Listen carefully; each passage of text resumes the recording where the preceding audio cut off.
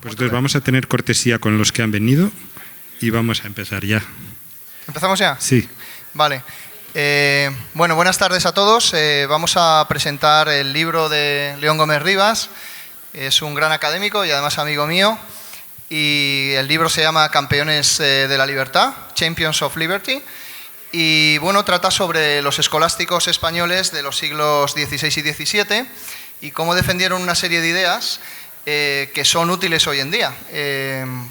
Voy a formular varias preguntas a León Gómez Rivas, y que me vayas diciendo cómo ves tu proyecto de libro y por qué surge el libro, porque realmente hoy estamos viendo todos que la libertad está en peligro, ¿no? Que tenemos unos malos tiempos para la libertad, y ese es el origen de tu proyecto, ¿verdad? Y del título, déjame que empiece con los agradecimientos correspondientes, porque este es un libro que edita el Centro Diego de Covarrubias, que en Unión Editorial, en una colección que pues ha publicado últimamente unos libros que no es porque los dos estemos en el centro, pero es que son muy buenos, de Dalmacio Negro, de Martín Oronheimer, de Francisco José Contreras, de Rafael Termes, y yo ahí, bueno, pues en la medida en que pueda colaboro, ¿no? Y dentro de una colección que se llama Cristianismo y Economía de Mercado, que es el punto en el que el Centro Diego de Covarrubias se ha planteado su juego en esta batalla de la libertad,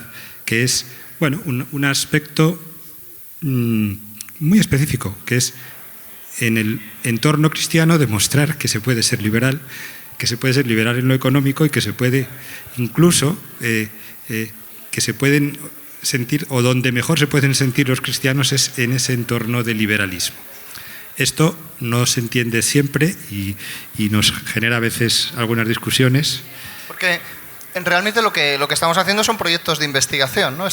Diferentes autores, estamos investigando cómo surge la sociedad civilizada y cómo surgen las raíces de lo que es el mercado, las nociones del mercado, la importancia del mercado, la importancia del gobierno limitado, la importancia de la propiedad privada, en una serie de autores a lo largo de la historia de la humanidad. Luego, posteriormente, yo tengo una charla que es sobre los Liberty Killers, o sea que hay una serie de autores que sí que identifican cuáles son las instituciones responsables del arraigo de una sociedad civilizada, y hay otros que las asesinan, digamos, que son los Liberty Killers, pero también hay unos campeones de libertad que, pese a que tienen la oposición del poder político, y hay muchos ejemplos, dime algunos ejemplos de autores que hay en el libro que aparecen como campeones de la libertad.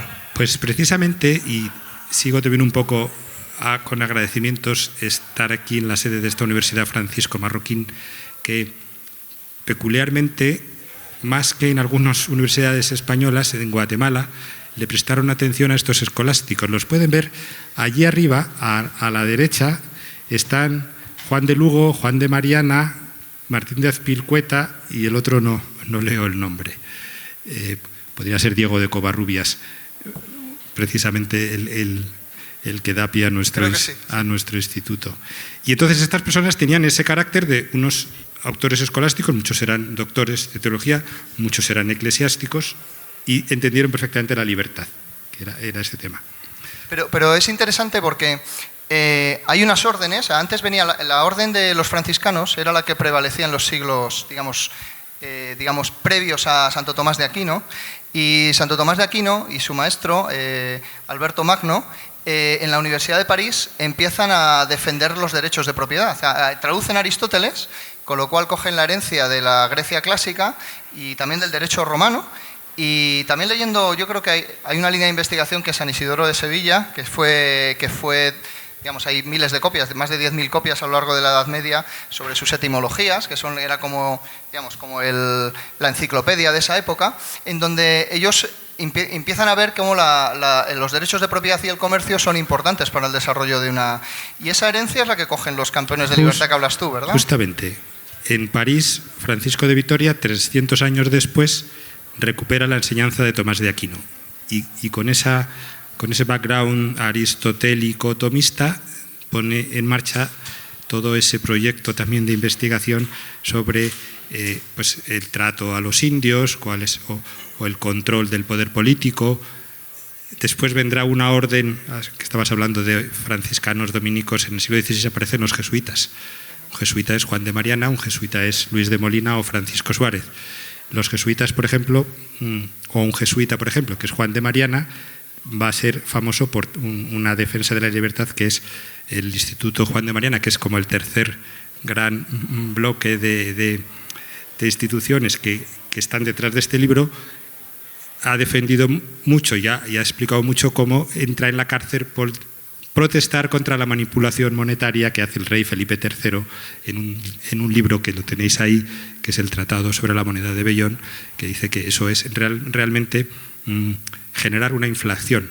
Por eso estos autores, desde una perspectiva moral, dan unas pistas muy buenas sobre teoría económica, porque Mariana describe por primera vez lo que es la inflación, no porque él quiera, sino porque quiere demostrar que eso estaba mal hecho. Y lo interesante también es por qué se produce en España y no se produce en Francia, o no se produce en Italia, o no se produce esa situación en otros países, sino que se da justo en España después de 1492, cuando se produce el descubrimiento de América. Empieza a haber unas disputas morales entre si es que es lícito y no es lícito, si es lícita la expansión del Imperio Español hacia esa zona, si es lícito proteger la propiedad o no.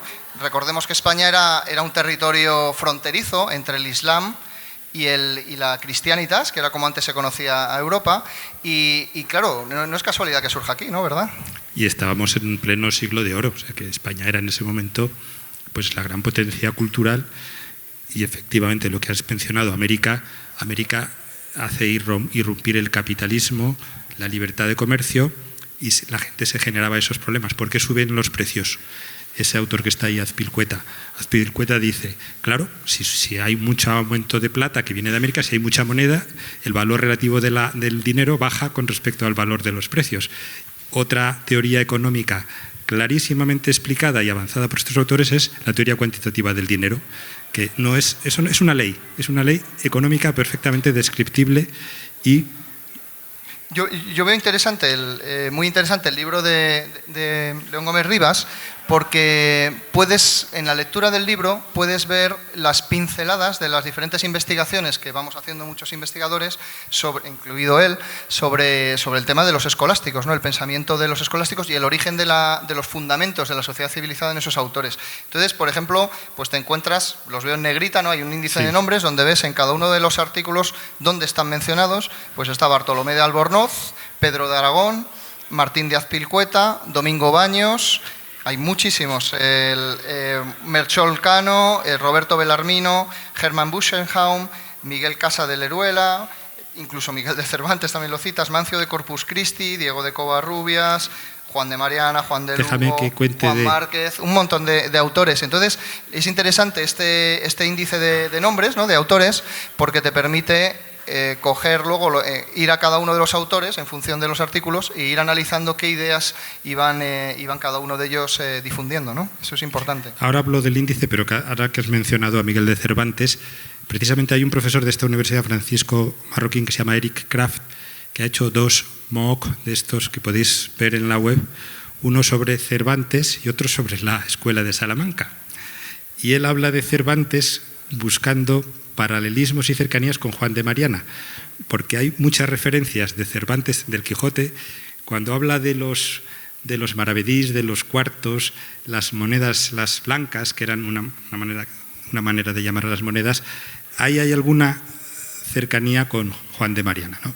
Porque al menos digamos, los dos estamos investigando en el tema de los escolásticos y estamos intentando incorporar más gente para poder profundizar en dónde están las raíces de la libertad, ¿no? Entonces, al menos desde mi perspectiva, no sé cuál es la tuya, pero creo que parecida, pero en mi perspectiva es, ellos definen un marco institucional donde son importantes los derechos individuales, el respeto por el derecho a la vida, el respeto por el derecho a la libertad, la propiedad, la igualdad de trato ante la ley. Los indios tenían derechos por ser súbditos de la Corona de Castilla, lo hizo hasta en el testamento Isabel la Católica. Luego también el comercio, cuáles son las transacciones entre las personas, el comercio. Luego también, por ejemplo, el gobierno limitado, o sea, porque no solo tocan temas económicos, sino que tocan temas también de derecho y tocan temas de filosofía política, de teología también, pero en filosofía política ellos creían en la soberanía, todas las órdenes, además, bueno, los franciscanos no tanto, pero ya los dominicos y luego los que son los que fundaron esa escuela, y luego los jesuitas que levantaron el escalón en la protección del derecho de libertad, todos ellos protegen la soberanía del pueblo y protegen también el gobierno limitado, que hoy en día son instituciones, definen un marco institucional que es un marco institucional del liberalismo clásico, hoy en día, ¿no? Entonces eso es importante, ¿verdad?, el resaltarlo para la modernidad, ¿no? Eso, los que escuchéis a Ángel o le leáis, veréis que insiste mucho en la idea de ese marco institucional. Hombre, ellos no tenían digamos, el concepto de marco institucional que nosotros tenemos hoy de institucionalismo, pero ellos, cuando hablaban de lo que sí eran sus preocupaciones, que era el derecho natural, el derecho civil, el derecho de gentes, que luego será el derecho internacional, pues ellos hablan de todas estas cosas que acabas de mencionar, sí. Y luego, lo que es interesante también es ver, que es lo que estamos investigando desde la Universidad Francisco de Vitoria, en la proyección hacia el mundo anglosajón de las ideas de los escolásticos, ¿no?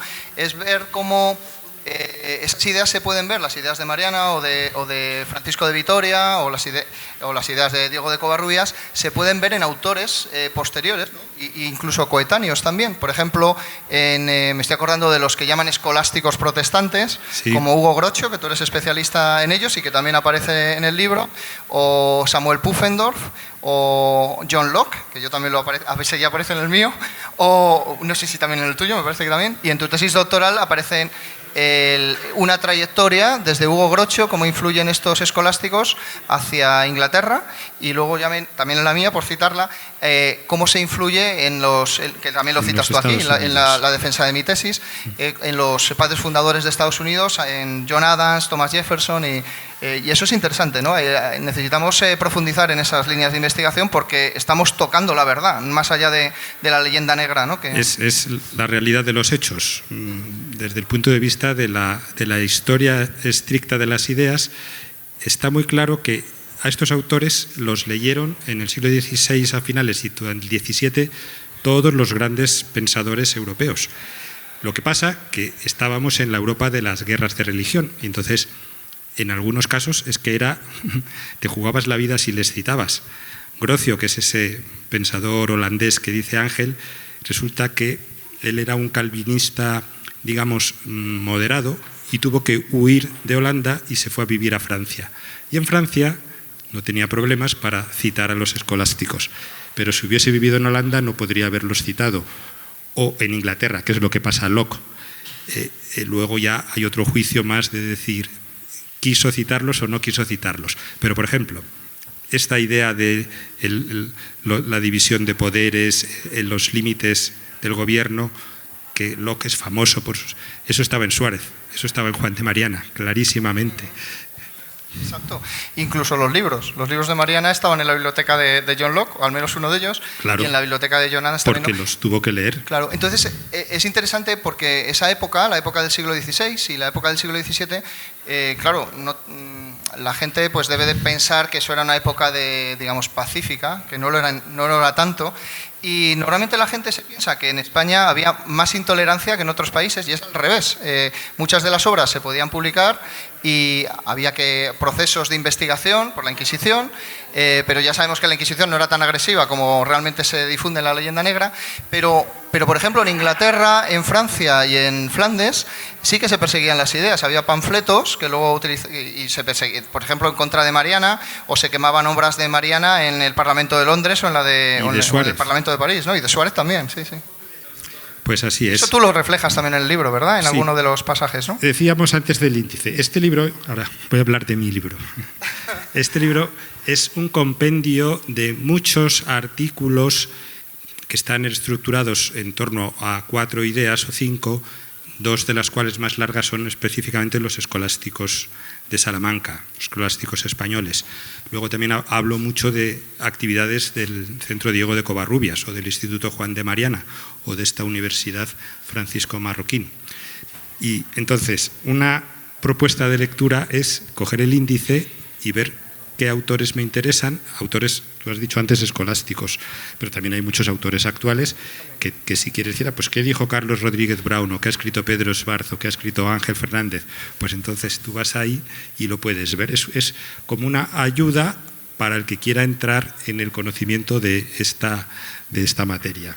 Yo lo veo así, cuando lo he estado leyendo sí que veo que te permite pues, tener un conocimiento de qué es lo que se está haciendo en cada uno de los investigadores y cuáles son los autores importantes de los escolásticos, ¿no?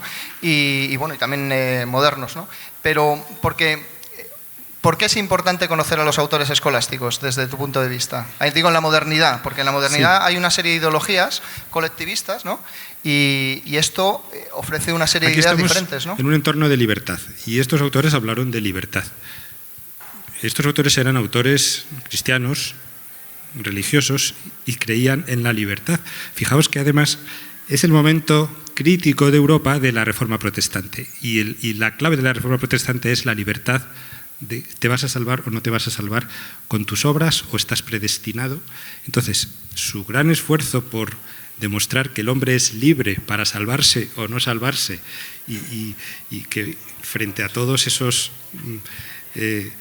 predestinamientos reformados, pues es lo que les lleva a esa reflexión, también al campo de la economía o al campo de la política. Y es interesante también observar cómo en la Inglaterra de esa época se producía el Hand Drawn and Quarter, que era, digamos, esto no se conoce mucho, pero es cierto, se perseguía a los católicos en esa época y no se les podía citar, y en el caso de que los citaras, pues te exponías al Hand Drawn and Quarter, que era, te arrastraban con unos caballos hasta un patíbulo, hay uno muy famoso que se llama el Tyburn Tree, al lado de la Speaker Corner, y te colgaban, te evisceraban y te troceaban literalmente.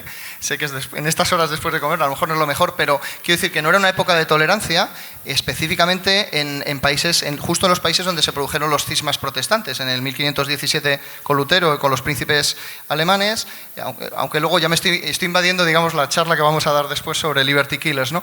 O la del 1534 también en Inglaterra, ¿no? Esos cismas hicieron que hubiera una fractura y algunas ideas pasaron, pero otras no. Por ejemplo, las ideas de economía parece que pasaron más, incluso las ideas de política, pero ahí, no sé, hubo ahí una lucha entre las ideas en donde había campeones de libertad como estos, pero también, digamos, Liberty Killers, ¿no? Por eso hablar, sin patrioterismos ni nada, hablar de la producción que se produjo aquí en España, completamente moderna, y tú estabas hablando de Inglaterra, muchísimo más liberal que lo que se estaba defendiendo en Inglaterra, que era el absolutismo del rey Jacobo I, que decía: yo soy rey por la gracia de Dios y ustedes tienen que jurarme fidelidad también en sus creencias religiosas. Por eso escribe Suárez un libro, que es el que estaba diciendo antes, que lo queman. Y Suárez dice: no, usted tiene que respetar primero la conciencia de las personas. Y segundo, usted no es rey por la gracia de Dios. La autoridad le llega a la sociedad y la sociedad se lo da al rey. La soberanía reside en el pueblo, ¿no? Y si se porta mal el rey, se le puede retirar, que es toda esa teoría famosa del tiranicismo, que es más famoso es Mariana, porque Mariana es mucho más radical que Suárez. Es que en la modernidad hay gente que, por ejemplo, cuando vemos a los podemitas no defender el derecho de propiedad, o no defender el gobierno limitado, o no defender la separación de poderes, realmente no tienen arraigados una serie de instituciones y arrasan con lo que es una sociedad abierta, porque no tienen asimiladas estas ideas que hablas tú aquí de los campeones de la libertad. O sea, cuando no se asimilan esas ideas, se defiende y vale cualquier otra cosa. Y cuando vale cualquier otra cosa, acabas en Venezuela, ¿no? ¿Qué es lo que pasa? El expropiese, eso tiene unos efectos. O el cargarte la separación de poderes tiene unos efectos. O el no limitar el poder de la gente, o sea, del gobierno, tiene unos efectos, que es lo que estamos hablando. Y en esa época se intentaba limitar el poder del rey, se intentaba proteger la libertad, se intentaba que hubiese separación de poderes. O sea, que estás hablando de esas ideas aquí en este libro. Sí, que libro, es la respuesta también a lo que decías. ¿Por qué tiene sentido hoy hablar de unos autores de hace 400 años? Pues esta mañana estaban aquí sentadas María Blanco y Gloria Álvarez, hablando de Capitán Marvel, que estaban hablando de un título parecido, que hablan de héroes y heroínas, ¿no? Con los campeones. Y decía Gloria que más que la batalla política, decía, hay que mantener una batalla de la cultura, de implantar ideas de libertad, que es las que estos podemitas no tienen. Pues entonces, Y es que quizás la continuación de este libro tendría que ser libros de texto para niños, porque para que sepan apreciar la importancia de, primero, el legado español de esos siglos, de los siglos XVI y XVII, cómo se protegían los derechos de libertad, la soberanía del pueblo, la separación de poderes, gobierno limitado. Quizás el siguiente paso es ese, ¿no? ¿Qué opinas? Hay gente que está escribiendo capilarmente muchas ideas de libertad. Hace poco en Value School, que también colaboran o participan aquí, escuché una conferencia de cómo explicar el ahorro a los niños. Y hay un libro de texto que tiene Value School, que es explicar nociones básicas de economía en libertad, para justo lo que acabas de decir. Es que eso es la base, o sea, esos son los pilares de la sociedad civilizada y si los perdemos, estamos perdiendo la sociedad. Podemos acabar en Venezuela o sea, involucionando. O sea, parece como que todo el mundo cree que la evolución institucional es en un solo sentido y no es así. Los procesos de evolución institucional en los países pueden ser evolucionando a mejor o retrocediendo, involucionando, ¿no? Y esto de lo que va es de cómo se produce el proceso de pensamiento para evolucionar hacia la protección de derechos ¿no? de la democracia Así liberal es. y todo. Estaba viendo, y no sé si tenemos que terminar ya, ¿cómo es el tiempo? Sí. Pues es que hay, en la dedicatoria he puesto una frase famosa de Jefferson, que es: la eterna vigilancia es el precio de la libertad, que significa, por mucho que las ideas estén claras, hay que insistir, defenderlas, recordarlas, y en fin, cada uno en su ámbito. El mío es un ámbito más académico, que hay políticos más en el día a día que tendrán que defenderlo allí también. En fin. Pero es una labor bonita y nada, te lo agradecemos. Sí. Y nada, muchas gracias a todos por venir. Y bueno, os recomendamos comprar el libro, Campeones de la Libertad, y ahí vais a ver cuáles son las raíces de la libertad que defendemos todos. ¿Vale? Muchas gracias a todos. Muchas gracias.